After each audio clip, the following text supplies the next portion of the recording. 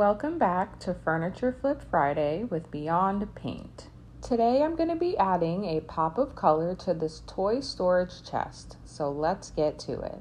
My first and only step of prepping will be cleaning the surfaces I plan to paint with either Zep Degreaser or Simple Green. This material is laminate wood and Beyond Paint adheres to virtually any surface, so I'm going to be able to paint this without doing the extra steps of stripping, sanding, or priming. We have different hues of gray and blue in my son's room, so we're going to do a color mix today to achieve our perfect shade. The colors I'll be using is Deep Blue, which can now be found at your local Lowe's, and Nantucket, which are both very great colors that I'm hoping to mix and achieve a coastal medium blue with. And it's noteworthy to mention that all colors in the Beyond Paint brand can be intermixed to achieve whatever shade or color you're looking for.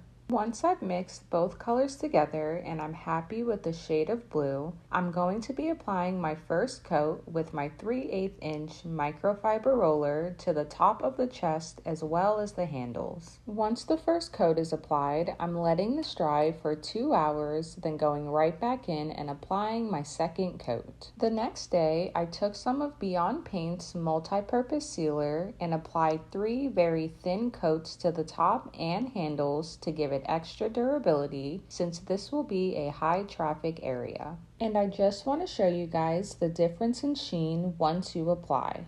You can see the matte sheen of Beyond Paint transforms into a beautiful high satin finish. And just like that, we're all done and the chest is ready for my son's room. This was such an easy, time-efficient, and cost-effective upcycle using Beyond Paint. Thanks so much for tuning in to Furniture Flip Friday with Beyond Paint. And as always, shop Beyond Paint for your next DIY project. Online, and in stores, and now at your local Lowe's.